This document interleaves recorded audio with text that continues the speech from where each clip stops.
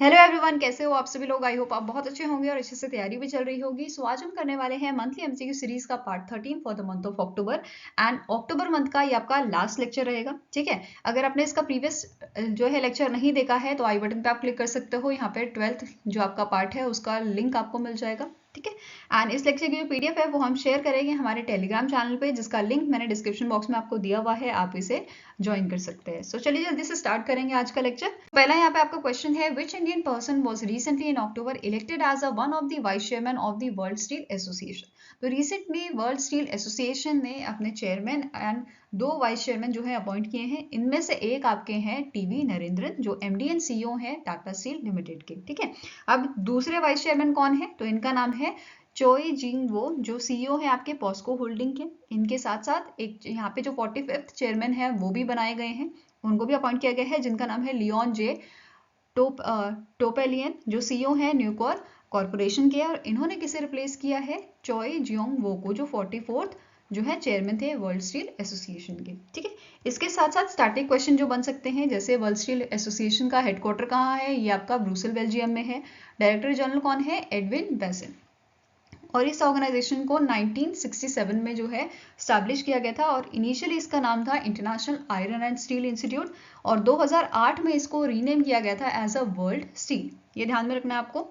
Now next is, name the escrow platform that secured India's first digital escrow regulatory fintech authorization from International Financial Service Center Authority IFSCA of a gift city in Gujarat। तो इनमें से कौन सा escrow platform है जिसने secure किया है India का first digital escrow regulatory fintech authorization. तो आंसर आपका हो जाएगा इट इज एस्क्रो पे।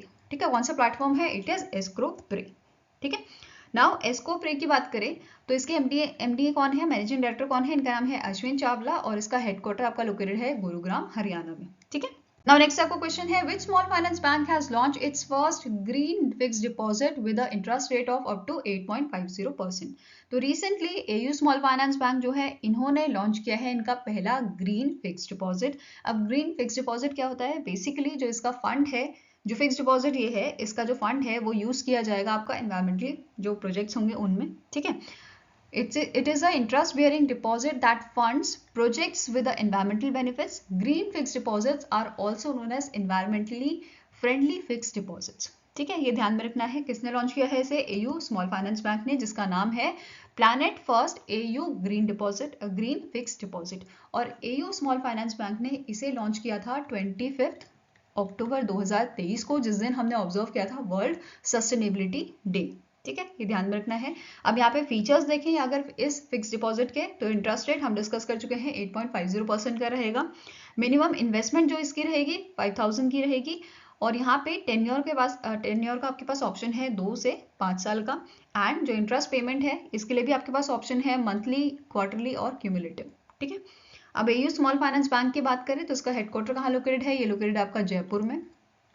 ठीक है, जयपुर राजस्थान में। और एमडी एंड सीईओ कौन है, इनका नाम है संजय अग्रवाल। क्या नाम है, संजय अग्रवाल। ठीक है, नेक्स्ट क्वेश्चन है, which Bollywood actor was named as a national icon for voter awareness and education by the election commission of India. ठीक है, तो recently election commission of India ने इनमें से कौन से बॉलीवुड एक्टर हैं जिन्हें नेशनल आइकन बनाया है, तो आंसर आपका हो जाएगा, इनका नाम है राजकुमार राव। और अगस्त के मंथ में सचिन तेंदुलकर जी जो है इनको जो है नेशनल आइकन बनाया गया था। 2022 के नेशनल आइकन की बात करें तो इनका नाम है पंकज त्रिपाठी। 2020 में किसे बनाया गया था, सिंगर जसबीर जस्सी को। ठीक है, अब यहीं पे एक क्वेश्चन आपका बन जाता है चीफ इलेक्शन कमिश्नर के ऊपर कि करंट चीफ इलेक्शन कमिश्नर कौन है, तो इनका नाम क्या है, राजीव कुमार। क्या नाम है, राजीव कुमार। ठीक है, next is, which among the following Indian technology expert were named in the list of 39 member United Nations high level advisory body on artificial intelligence।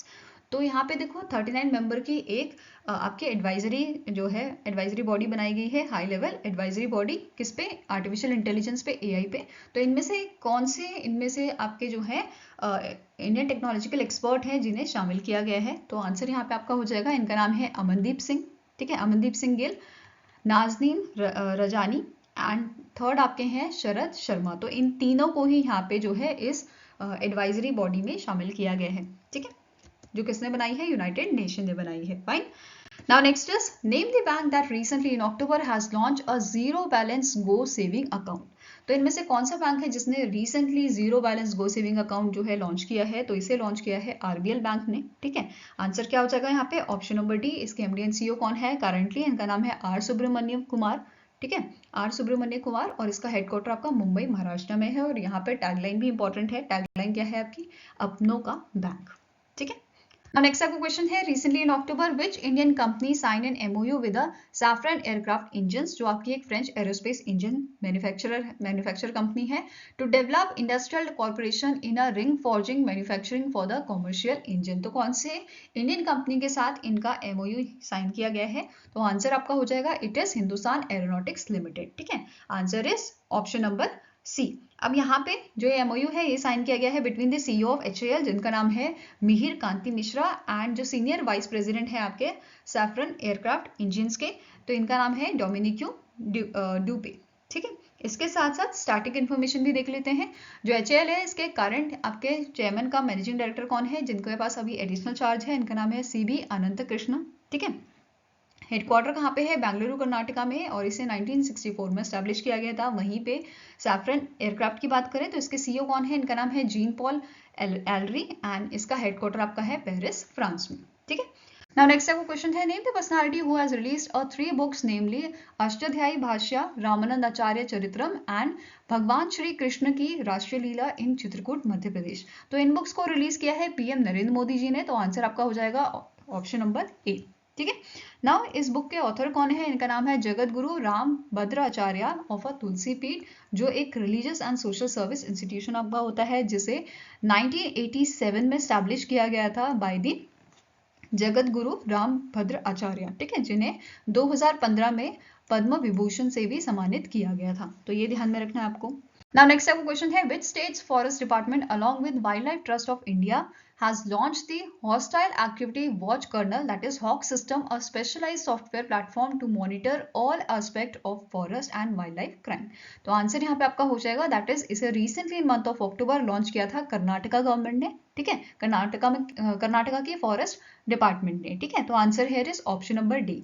अब हॉक है क्या? बेसिकली ये एक cloud based information management system है जो design किया गया है मैनेज करने के लिए interlinked database wild life crime के, ठीक है, wild life criminals and wild life mortality के, ठीक है, ये ध्यान में रखना है। अब इससे होगा क्या?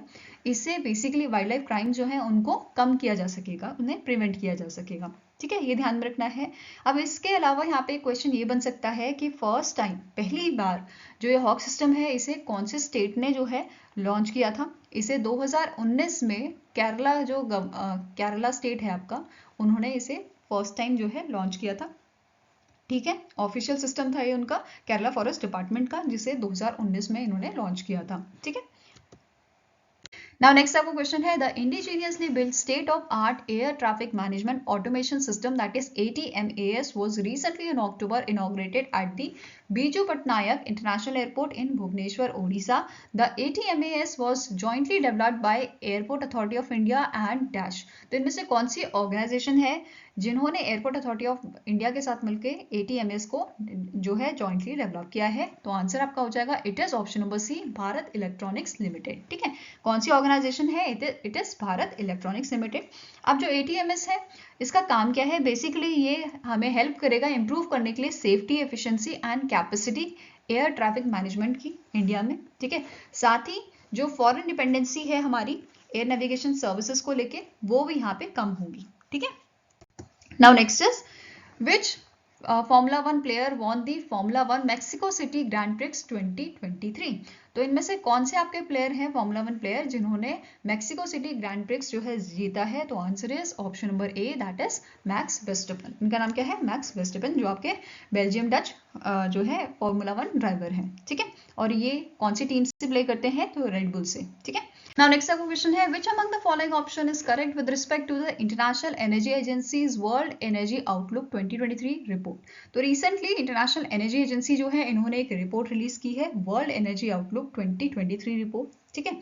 अब इस रिपोर्ट के अकॉर्डिंग कौन सा आपका यहाँ पे ऑप्शन है वो करेक्ट है, ये आपको बताना है। पहला स्टेटमेंट क्या कह रहा है? International Energy agency has predicted 18% of the electricity generated in India will be from solar sources by 2030 which said to be a 6% increase in 2023। तो यहाँ पे बेसिकली जो ये रिपोर्ट थी ना वर्ल्ड एनर्जी आउटलुक की 2023 की जो रिपोर्ट थी, इसमें मेजर एनर्जी चेंजेस जो होने वाले हैं आने वाले टाइम में उसके बारे में यहाँ पे स्टेटमेंट्स दिए गए थे। ठीक है, अब नेक्स्ट स्टेटमेंट क्या कह रहा है? The report predicts 30% reduction in a CO2 emission from India's industry and 25% reduction in a CO2 emission per kilometre driven by the passenger cars by 2030। Next statement है International Energy Agency predicts that India's solar module manufacturing capacity can exceed 70 gigawatt annually by 2027। Next option है both A and B, all A, B and C। तो आपका correct यहाँ पे option कौन सा है? It is option number E, all A, B and C। इसके अलावा यहाँ पे और इंपॉर्टेंट पॉइंट्स क्या थे आपके, जैसे यहाँ पे उन्होंने बताया था global use of fossil fuel जो है ये आपका पीक पे होगा 2025 पे, जो बेसिकली लास्ट प्रेडिक्शन थी उससे 2 साल पहले ये चीज हो रही है। ठीक है, नाउ यहाँ पे कोल, ऑयल एंड गैस जो है इनका जो पीक है ये आपका 2030 से पहले ही आने वाला है, ये यहाँ पे मेंशन किया गया है। साथ में ही ग्लोबल इन्वेस्टमेंट की बात की जाए तो global investment in a clean energy is nearly double. तो आने वाले टाइम में ठीक है ये डबल होने वाला है, जो फॉसिल फ्यूल में इन्वेस्टमेंट होती है वो कम होगी और क्लीन एनर्जी में ये ज्यादा होने वाली है। And this trend is expected to continue with the clean energy outspending fossil fuels by 2.5% in the 2030। और ये बाद में कितनी हो जाएगी? 2.5 टाइम्स हो जाएगी बाय द 2030। ठीक है, इन 2030।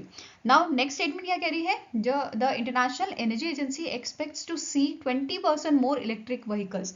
मतलब 2030 तक यहाँ पे जो है 20% ज्यादा इलेक्ट्रिक व्हीकल्स जो है आपको देखने को मिलेंगे। ठीक है, अब इसके अलावा स्टैटिक इन्फॉर्मेशन भी देख लेते हैं। जैसे इंटरनेशनल एनर्जी एजेंसी जो है इसका हेडक्वार्टर कहाँ पे है? ये लोकेटेड है आपका पेरिस फ्रांस में। ठीक है, वहीं पे एग्जीक्यूटिव डायरेक्टर कौन है इसके? इनका नाम है आपका फेथ बिरोल।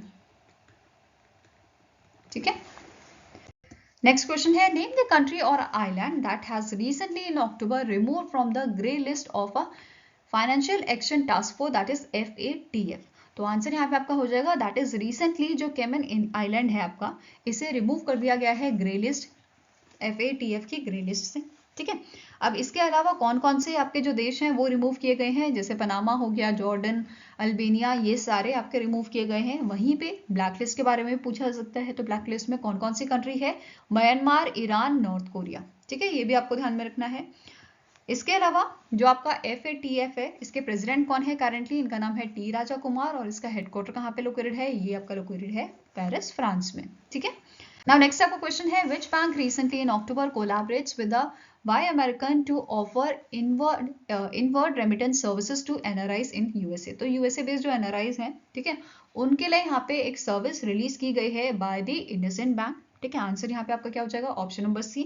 इन्होंने यहाँ पे जो है इनवर्ड रेमिटेंस सर्विसेज प्रोवाइड की है इंडस फास्ट रेमिट प्लेटफॉर्म से, जिसके थ्रू जो NRIs हैं वो इंडिया में पैसा भेज सकते हैं, चाहे वो ऑटो डेबिट पेमेंट मोड से भेज सकते हैं या फिर वो ओवरसीज बैंक अकाउंट से भेज सकते हैं। ठीक है, इनके पास दोनों ऑप्शन है।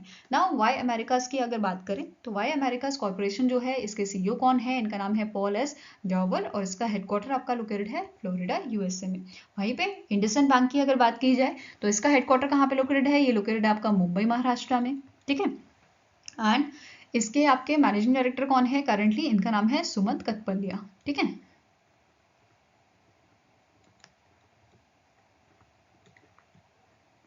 ठीक है, ये ध्यान में रखना है आपको। Now next आपका क्वेश्चन है which company recently in October won the Mahatma award 2023 for corporate social responsibility excellence in a community initiative। तो इनमें से कौन सी आपकी कंपनी है जिसे ये अवार्ड दिया गया है महात्मा अवार्ड? तो answer is option number E that is UST को। UST जो है ये आपकी कंपनी है जिसे 2022 में भी सेम कैटेगरी के लिए महात्मा अवार्ड दिया गया था।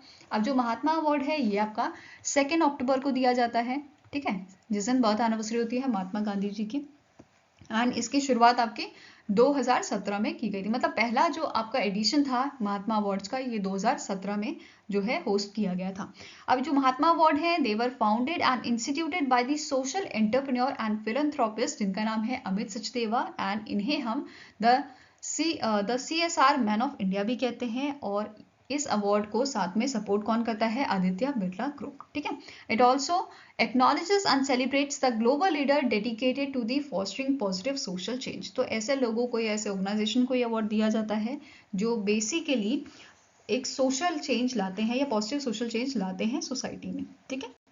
नेक्स्ट क्वेश्चन है which bank has appointed MS Dhoni as its official brand ambassador. तो इनमें से कौन सा बैंक है जिसने रिसेंटली MS धोनी को जो है ब्रांड एम्बेसडर बनाया है? तो इस बैंक का नाम है स्टेट बैंक ऑफ इंडिया, ठीक है। आंसर आपका हो जाएगा ऑप्शन नंबर सी। इसके अलावा आपको नोट करना है, अभी हमने कुछ टाइम पहले ही पढ़ा था कि ये जियो मार्ट के भी जो है एम्बेसडर बनाए गए हैं, रिलेस के भी एम्बेसडर हैं, फिर गरुड़ा एरोस्पेस के भी ब्रांड एम्बेसडर हैं। तो बहुत सारी ऑर्गेनाइजेशन के ये ब्रांड एम्बेसडर हैं, ठीक है। तो इस पे बेस्ड क्वेश्चन बन सकता है आपका, ठीक है। इसके अलावा स्टेट बैंक ऑफ इंडिया जो है इसके चेयरमैन कौन है? इनका नाम है दिनेश कुमार खरा, ठीक है। क्या नाम है? दिनेश कुमार खरा, ठीक है। और SBI को कब स्टैब्लिश किया गया था? 1 जुलाई 1955 को इसे जो है स्टैब्लिश किया गया था। अब आप कमेंट सेक्शन में मुझे इसकी टैगलाइन बताओ कि SBI की टैगलाइन क्या है, ठीक है। नेक्स्ट आपका क्वेश्चन है recently in October the REC power development and consultancy limited REC PDCL जो आपकी सब्सिडी है REC की, ठीक है, REC लिमिटेड की, इन्होंने हैंड ओवर किया है project specific special purpose vehicle to form for the construction of a Ramgarh second transmission limited transmission project to which company? तो आंसर आपका हो जाएगा it is your power grid which is power grid corporation of India, ठीक है। Answer यहाँ पे आपका हो जाएगा ऑप्शन नंबर बी। तो यहाँ पे जो CEO है आपके REC PDCL के, जिनका नाम है राजेश कुमार, इन्होंने हैंड ओवर किया है स्पेशल पर्पस व्हीकल किसे? पंकज पांडे को, जो एग्जीक्यूटिव डायरेक्टर हैं आपके PGCIL के, ठीक है। तो ये ध्यान में रखना है आपको। Now next is commodore Sunil Kaushik worship production superintendent Mumbai launched the 25T Bolrad Pull tug named Dash at a MS Soft Shipyard Private Limited in a Bharuch Gujarat. तो इनमें से कौन सा आपका जो है ये 25T Bolrad Pull tug जो है वो लॉन्च किया गया है रिसेंटली? तो आंसर आपका हो जाएगा, इसका नाम है महाबली, यार्ड 305 महाबली। अब यहाँ पे आपको ये नोट करना है कि जो 2021 में यहाँ पे एक कॉन्ट्रैक्ट साइन किया गया था shipyard soft shipyard private limited के साथ, जहाँ पे इन्हें 3 टग बनाने का जो है कॉन्ट्रैक्ट मिला था। पहला टग आपका है यार्ड 350 महाबली, सेकंड था आपका Baljeet yard 306 Baljeet, and third था यार्ड 307 बजरंग। तो इन तीनों की मैन्युफैक्चरिंग के लिए यहाँ पे कॉन्ट्रैक्ट साइन किया गया था इन 2021, जिसका अभी रिसेंटली लॉन्च किया गया। इनमें से एक टग जो है वो लॉन्च किया गया है जिसका नाम है महाबली, ठीक है, यार्ड 305 महाबली। ये आपको ध्यान में रखना है, ठीक है। यहाँ पे आप जो है इसकी इमेज देख सकते हो महाबली की, ठीक है। नाउ नेक्स्ट आपका क्वेश्चन है name the bank that has acquired additional shares of a JC Flowers Asset Reconstruction Private Limited to taking its stake to 9.9%। तो आंसर यहाँ पे आपका हो जाएगा, इसमें से कौन सा बैंक है जो अपने यहाँ पे जो स्टेक्स है वो बढ़ा रहा है? तो answer is option number B, that is Yes Bank, ठीक है। ये ध्यान में रखना है। अब यस बैंक के CEO आपके कौन है? इनका नाम है आपका प्रशांत कुमार। क्या नाम है? प्रशांत कुमार, ठीक है। हेडक्वार्टर कहाँ पे है इस बैंक का? तो ये लोकेटेड है आपका मुंबई महाराष्ट्र में। वहीं पे अगर हम JC Flowers ARC की बात करें तो इसका हेडक्वार्टर भी आपका जो है मुंबई महाराष्ट्र में लोकेटेड है, ठीक है। नेक्स्ट क्वेश्चन है which Indian actress is appointed as a global brand ambassador for a Rado. आप सभी को पता है राडो जो है लग्जरियस वॉच मैन्युफैक्चरर है, ठीक है। बेसिकली ये लग्जरियस ब्रांड है वॉच का, जिसके अभी रिसेंटली ब्रांड एम्बेसडर कौन बनाई गई है? ग्लोबल ब्रांड एम्बेसडर, इनका नाम है कैटरीना कैफ, ठीक है। जो पहले इतिहाद एयरवेज की भी आपकी जो है ब्रांड एम्बेसडर बनाई गई थी, जो UAE की आपकी एयरवेज है, ठीक है। ये ध्यान में रखना है। इसके अलावा यहाँ पे प्रियंका चोपड़ा जी जो हैं, ये आपकी फैशन हाउस जो है इटालियन, ठीक है, इटली का जो फैशन हाउस है बुल्गारी, उसकी ब्रांड एम्बेसडर है। दीपिका पादुकोण लुइस विटॉन की आपकी ब्रांड एम्बेसडर है। आलिया भट्ट गुची की ब्रांड एम्बेसडर है। तो ये सारे भी आपको ध्यान में रखने हैं, ठीक है। साथ साथ में रिवाइज होता रहेगा आपका ये चीजें। नाउ नेक्स्ट आपका क्वेश्चन है द टेलीफोनाक टायर बुलागेट LM एरिक्सन, जिसे एरिक्सन नाम से भी हम जानते हैं, इन्होंने अनाउंसमेंट की है कि ये इंडिया में सेटअप करेंगे 6G research and development centre. कहाँ पे ये सेटअप किया जाएगा? तो ये चेन्नई तमिलनाडु में सेटअप किया जाएगा। तो आंसर आपका हो जाएगा ऑप्शन नंबर ए। इससे पहले इन्होंने 6G R&D सेंटर और पहले जो है 2 जगह ऑलरेडी बना चुका है या सेटअप कर चुका है। कौन कौन किसी जगह है ये? एक हो गया आपका स्वीडन, ठीक है, सेकेंड आपका हो गया USA। तो 6G 60 R&D सेंटर ये ऑलरेडी स्वीडन और यूएसए में बना चुके हैं। एंड थर्ड जो इनका ये सेंटर बनेगा वो इंडिया में बनेगा। कहाँ पे? चेन्नई, तमिलनाडु में ये बनाया जाएगा। ठीक है, इसके अलावा जो एरिक्सन है इसके R&D सेंटर्स इंडिया में पहले ही हैं, जैसे चेन्नई में है, बेंगलुरु और गुरुग्राम में है। ठीक है, ये आपको ध्यान में रखना है। इसके अलावा यहाँ पे एक और चीज नोट करनी है कि रिसेंटली नोकिया ने जो है अपना 60 लैब जो है वो स्टैब्लिश किया है at its global R&D centre, जो लोकेटेड है आपका बेंगलुरु, कर्नाटका में। तो ये भी आपको ध्यान में रखना है। ठीक है, एक और चीज, जो एरिक्सन है ये आपकी स्वीडिश टेलीकॉम कंपनी है। ठीक है, तो इस टाइप के क्वेश्चन भी बन सकते हैं कि कौन सी कंट्री की ये आपकी कंपनी है, तो स्वीडन की है। ठीक है, next is the Lee Kyong, economist and politician who served as a premier of Dash for a 2013 to 2023 recently in October passed away। तो ये आपके प्रीमियर कौन सी कंट्री के हैं? तो answer is option number B, that is ये China के आपके प्रीमियर है। प्रीमियर जो है ये आपकी जो पोजीशन होती है ये सेकंड हाईएस्ट पोजीशन होती है आपकी पॉलिटिकल सिस्टम में, अगर हम चाइना की बात करें। ठीक है, पहला नंबर पे प्रेसिडेंट की आपकी हाईएस्ट पोस्ट होती है, देन सेकंड हाईएस्ट पोजीशन होती है आपकी प्रीमियर की। ठीक है, तो जो ली क्योंग है ये आपके जो है प्रीमियर थे, किसके? चाइना के। ठीक है, इसके अलावा यहाँ पे नोट करना है दैट इज इनका जो है मार्च 2023 में ही इन्होंने जो है स्टेप डाउन किया था और इनकी जगह ली क्योंग जो है ये प्रीमियर बनाए गए थे, जो करंटली प्रीमियर है आपके चाइना के। ठीक है, नेक्स्ट क्वेश्चन है identify the theme of world stroke day 2023, जिसे हम एनुअली ऑब्जर्व करते हैं 29 अक्टूबर को।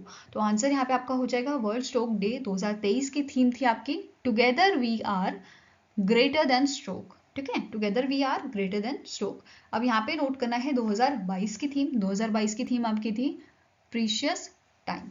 ठीक है, अब एक क्वेश्चन ये बन सकता है कि वर्ल्ड स्ट्रोक डे सबसे पहली बार कब जो है ऑब्जर्व किया गया था? तो 29 अक्टूबर 2006 को इसे ऑब्जर्व किया गया था। ठीक है, नेक्स्ट क्वेश्चन है as per the data release by the United Nation Convention to Combat Desertification, India lost around dash million hectare of healthy land to degradation from 2015 to 2019। तो जो अभी रिसेंटली UNCCD ने जो डेटा रिलीज किया था अपने dashboard पे, ठीक है, तो उसमें यहाँ पे इन्होंने बताया था about the degradation of a land 2015 से 2019 के बीच में कितना लैंड जो है वो खराब हुआ है या डिग्रेड हुआ है। तो आंसर यहाँ पे आपका हो जाएगा इंडिया में ये डेटा आपका है 30.51 मिलियन हेक्टेयर का। ठीक है, आंसर यहाँ पे आपका क्या हो जाएगा? ऑप्शन नंबर ई। इसके अलावा यहाँ पे और क्या चीजें मेंशन की गई थी इंडिया के लिए? That is around 9.45% of India land mass जो है डिग्रेड हुआ है 2019 में, जो आपका लगभग 4.42% था 2015 में। ठीक है, तो ये डिफरेंस आप यहाँ पे देख सकते हो परसेंटेज में। साथ में ही यहाँ पे इंडिया का अगर टोटल डिग्रेडेड लैंड जो है वो हम एक तरह से कंपेयर करें फुटबॉल पिचेस से, तो ये लगभग आपका 43 मिलियन फुटबॉल पिचेस के बराबर होगा। ठीक है, नाउ यहाँ पे उन्होंने ये भी मेंशन किया था दैट इज 251.71 मिलियन इंडियंस जो हैं they basically reflect the 18.39% of the Indian population face land degradation during the 2015 to 2019। तो इस दौरान पे 251.7 मिलियन पीपल जो है इन्होंने यहाँ पे जो है डिग्रेडेशन फेस किया है 2015 से 2019 के बीच में। इसके अलावा यहाँ पे अगर वर्ल्ड की बात की जाए तो इस डेटा के अकॉर्डिंग, ठीक है, 2015 से 2019 के जो बेसिकली डेटा है इसके अकॉर्डिंग लगभग 100 मिलियन हेक्टेयर ऑफ लैंड जो है, हेल्दी लैंड जो है वो आपका खराब हो गया है, वो आपका डिग्रेड हो गया है। ठीक है, इस डेटा के अकॉर्डिंग। इसके अलावा यहाँ पे स्टैटिक इन्फॉर्मेशन देख लेते हैं, जैसे United Nation Convention to Combat Desertification जो है इसके आपके secretary general and executive secretary कौन है? इनका नाम है इब्राहिम थाइव एंड इसके हेडक्वार्टर कहाँ पे लोकेटेड है? ये लोकेटेड आपका बॉन, जर्मनी में। ठीक है, Now next आपका क्वेश्चन है the vigilance awareness week is annually observe across India during the week in which the birth anniversary of Sardar Vallabh Bhai Patel falls. This year the vigilance awareness week is observe from dash. तो देखो इस साल हमने vigilance awareness week जो है वो observe किया है 30 अक्टूबर से 5 नवंबर के बीच में। ठीक है, तो आंसर यहाँ पे आपका क्या हो जाएगा? Option number B. ठीक है, इसके अलावा इसकी थीम क्या थी? Say no to corruption, commit to the nation. ये याद रखना है, थीम पूछी जा सकती है। अब यहाँ पे एक हमने यहाँ पे आपका स्टेटमेंट पढ़ा कि यहाँ पे बर्थ एनिवर्सरी होती है सरदार वल्लभ भाई पटेल की, तो किस दिन इनकी बर्थ एनिवर्सरी होती है ये भी पता होना चाहिए। तो 31 अक्टूबर को इनकी बर्थ एनिवर्सरी होती है, जिस दिन हम नेशनल यूनिटी डे मनाते हैं। ठीक है, नेशनल यूनिटी डे, या जिसे हम राष्ट्रीय एकता दिवस भी बोलते हैं, तो ये हम कब ऑब्जर्व करते हैं? 31 अगस्त को ही ऑब्जर्व करते हैं। इसके अलावा यहाँ पे अगर विजिलेंस की बात हो रही है तो सेंट्रल विजिलेंस कमीशन जो है, ठीक है, इसका हेडक्वार्टर भी पूछा सकता है। ये कहाँ पे लोकेटेड है? ये लोकेटेड आपका न्यू दिल्ली में। एंड इसके आपके जो है कमिश्नर कौन है? सेंट्रल विजिलेंस कमिश्नर, इनका नाम पूछा सकता है, तो इनका नाम है प्रवीण कुमार श्रीवास्तव। क्या नाम है? प्रवीण कुमार श्रीवास्तव, ठीक है। नेक्स्ट क्वेश्चन है, the US India strategic partnership forum USISPF honoured dash with the 2023 global leadership award for philanthropy and corporate social responsibility. तो इनमें से कौन सी आपकी पर्सनालिटी है जिन्हें ये अवार्ड जो है दिया गया है? तो answer is option number A, Nita Ambani, जो बेसिकली फाउंडर एंड चेयरपर्सन है रिलायंस फाउंडेशन की, ठीक है, ये ध्यान में रखना है। अब इन्हें ये अवार्ड क्यों दिया गया है? For her contribution towards the women empowerment, for supporting education and promoting Indian arts and culture, और साथ में ही for developing the sports in India. इन सब चीज़ों के लिए इनको, इनकी कॉन्ट्रीब्यूशन को यहाँ पे इनको अवार्ड दिया गया है, ठीक है। अब ये जो ऑर्गेनाइजेशन है US India strategic partnership forum, ये बेसिकली एक नॉन प्रॉफिट ऑर्गेनाइजेशन है जिसका मेन काम क्या होता है कि जो यूएस और इंडिया के बायलैटरल और स्ट्रैटेजिक पार्टनरशिप है उसको स्ट्रेंथन करना, उसको जो है मजबूत करना, ठीक है। अब इस ऑर्गेनाइजेशन के बारे में देख लेते हैं। जैसे इसके चेयरमैन कौन है? इनका नाम है जॉन चैम्बर्स, जिन्होंने ये अवार्ड जो है प्रेजेंट किया था नीता अंबानी जी को, ठीक है। इसके प्रेसिडेंट एंड CEO कौन है? इनका नाम है मुकेश आगी, और इसका हेडक्वार्टर आपका लोकेटेड है वॉशिंगटन DC USA में, ठीक है। Now next up question है, international animation day is annually observe across the globe on. So international animation day हम ऑब्जर्व करते हैं 28 अक्टूबर को, ठीक है। इसे फर्स्ट टाइम हमने जो है 2002 में ऑब्जर्व किया था, ये आपको ध्यान में रखना है। इसकी आपके फर्स्ट डेट जिस दिन हमने इसे ऑब्जर्व किया था वो थी 28 अक्टूबर 2002, ठीक है। इस साल कौन सा एडिशन ऑब्जर्व किया है? तो 22nd एडिशन हमने इसका ऑब्जर्व किया है, ये ध्यान में रखना है। इसके साथ साथ यहाँ पे 28 अक्टूबर को ही हम क्यों ऑब्जर्व करते हैं इस देखो, बिकॉज 28 अक्टूबर 1892 में फर्स्ट टाइम यहाँ पे जो है मूविंग इमेजेस को प्रोजेक्ट किया गया था by the Emile Reynaud Theatre Optique in Paris, जिसकी वजह से ये डेट जो है फाइनलाइज की गई है for the international animation day. Fine. Now next question है, recently in October which countries EHang 216 has become the first electric vehicle takeoff and landing aircraft in the world to be cleared for a commercial use। तो answer यहाँ पे आपका हो जाएगा, ये कौन सी आपकी कंट्री का है? तो answer is option number B, that is China का, ठीक है। बेसिकली जो चाइनीज ड्रोन स्टार्टअप है EHang, इन्हें जो है टाइप सर्टिफिकेट मिला है अभी फॉर द EHang 216S, ठीक है, जो आपका eVTOL एयरक्राफ्ट है, ये ध्यान में रखना है, इनकी जो सिविल एविएशन एडमिनिस्ट्रेशन है उससे, ठीक है। नाउ अब EH216S की बात करें तो ये आपका एयर टैक्सी है, जो बेसिकली 2 पर्सन को या 600 पाउंड्स ऑफ कार्गो को जो है ये ले जा सकती है, कैरी कर सकती है। साथ में ही इसमें 16 इलेक्ट्रिक रोटर यूज किए गए हैं। एंड अगर इसकी स्पीड की बात की जाए तो इसकी स्पीड आपकी है, स्पीड ये इसकी हो सकती है up to 80 miles per hour and a distance of up to 18 miles, ठीक है। तो डिस्टेंस कितना कवर कर सकती है? 18 माइल्स, और 80 माइल्स पर आवर की इसकी स्पीड हो सकती है, ठीक है। नाउ नेक्स्ट क्वेश्चन है, the United Nations first ever international day, ठीक है, सबसे पहला international day of care and support जो है 2023 में ऑब्जर्व किया गया है। कौन से दिन इसे जो है ऑब्जर्व किया गया है? तो आंसर आपका हो जाएगा, it is option number C, that is 29 October 2023 को हमने इसे ऑब्जर्व किया है, इसका फर्स्ट एडिशन, ठीक है। नेक्स्ट आपका क्वेश्चन है, which among the following statement is are correct with respect to 52nd GST council meeting chaired by the union minister Nirmala Sitharaman held in New Delhi. So पहला यहाँ पे आपका स्टेटमेंट है, the GST at 18% will be levied on the 1% of the total amount guaranteed by the parent company or actual consideration. Next statement is, the reduction of GST on a molasses from 28% to 5% to increase the liquidity with the mills and to reduce the cost of manufacturing of a cattle feed.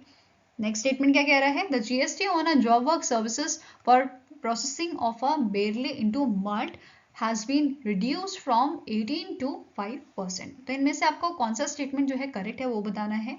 तो answer यहाँ पे आपका क्या हो जाएगा, option number E, that is all 1, 2 and 3 statements are correct. तो ये सारे स्टेटमेंट आपके करेक्ट है regarding your 52nd GST council meeting, ठीक है, जो न्यू दिल्ली में आपकी हेल्ड हुई थी। फाइन। आई होप गाइस आपको ये वीडियो पसंद आया हो। अगर पसंद आया तो लाइक एंड शेयर जरूर कीजिएगा और हमारे साथ जुड़ने के लिए हमारे चैनल को सब्सक्राइब कीजिएगा। अगर आपके कुछ सजेशन है तो आप हमें मेल कर सकते हो benchmarkstudy007@gmail.com पे, या फिर आप हमें कमेंट सेक्शन में भी लिख सकते हैं। सो मिलेंगे ऐसे ही नेक्स्ट वीडियो के साथ। Till then take care, have a nice day and all the best for your preparations.